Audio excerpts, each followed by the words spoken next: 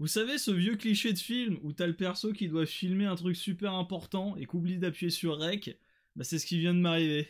Quand on est con, on est con. Bonjour, c'est Gamo, bienvenue dans Tome 1 et aujourd'hui on parle de Coffee Moon. Coffee Moon est un seinen fantastique. Fantastique le genre littéraire, hein. Pas l'adjectif qualificatif servant à désigner une personne ou un objet atteignant un haut degré de qualité. Ouais, édité chez Doki Doki et écrit / dessiné par Mochito Bota, un auteur déjà connu pour plusieurs histoires courtes telles que... Non, laisse tomber, on la passe cette partie-là. Bah pourquoi?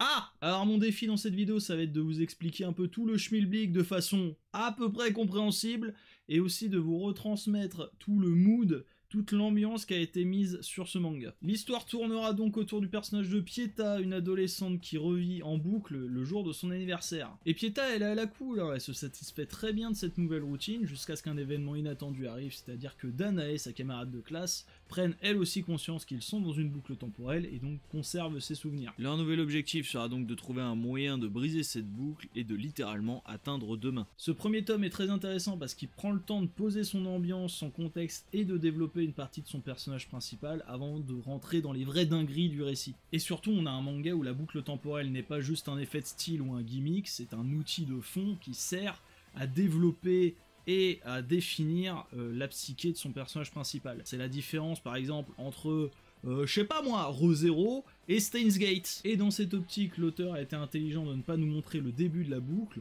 mais de nous poser dans un point du récit bien plus éloigné. Parce qu'au chapitre 1, Pieta elle en est à plus de 1000 boucles, ça fait plus de 3 ans qu'elle revit la même journée encore et encore et encore, et on se doute bien que derrière son air candide et son smile permanent, elle a eu le temps de cogiter sur plein de choses, de vivre plein de choses, et surtout de remettre en question sa façon de penser et le monde qui l'entoure. Des sujets à la con, hein, genre le sens de la vie, qu'est-ce que le bonheur, son rapport aux autres, etc.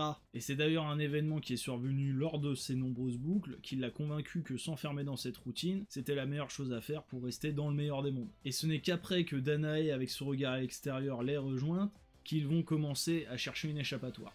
Et en parlant du meilleur des mondes, thème à la transition, si vous aimez les dystopies urbaines style V pour Vendetta, 1984 et consorts, vous allez kiffer. Les personnages évoluent en permanence dans une immense ville pleine de buildings complètement noirs, toujours sous la pluie, des décors sans vie qui écrasent littéralement les personnages sous leur taille, avec des cohortes de personnages sans visage qui vont à leur boulot, qui reviennent, qui n'ont pas l'air d'avoir d'âme tout simplement. Il y a aussi des histoires de politiciens véreux, de mafia, de sectes, un délire métaphysique qui se met en place, avec un double de l'héroïne qui commence à lui parler, qui a l'air de pouvoir un peu manipuler la réalité. De manière générale, tout est là pour te foutre le cafard et on te fait bien comprendre que le monde dans lequel évolue Pieta et ses amis est plongé dans un profond désespoir, et si le thème principal c'est bien la quête du bonheur, là on revient de très très loin. Non franchement c'est une bonne ambiance de merde. Et si tu y ajoutes en plus le style gothique Lolita des personnages, plus le style graphique de l'auteur, ça t'achève de te mettre dans le malaise. Pour rester sur le style, en fait tu vas passer d'un trait assez fin,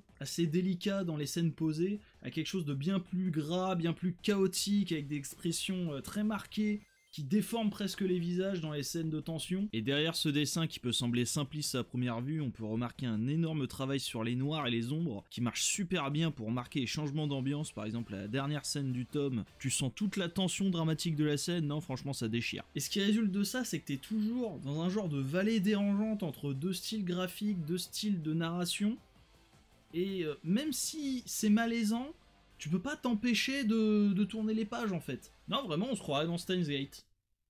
Enfin les micro-ondes qui voyagent dans le temps en moins en tout cas. Non ça a l'air vraiment chelou et vraiment intéressant. Ça commence à mettre en place des enjeux qui semblent importants. Puis il y a aussi la petite ref à Un jour sans fin, ça fait toujours plaisir. Si vous aimez les délires à base de boucles temporelles, les univers dystopiques et les ambiances dérangeantes, je vous invite fortement à lire Coffee Moon.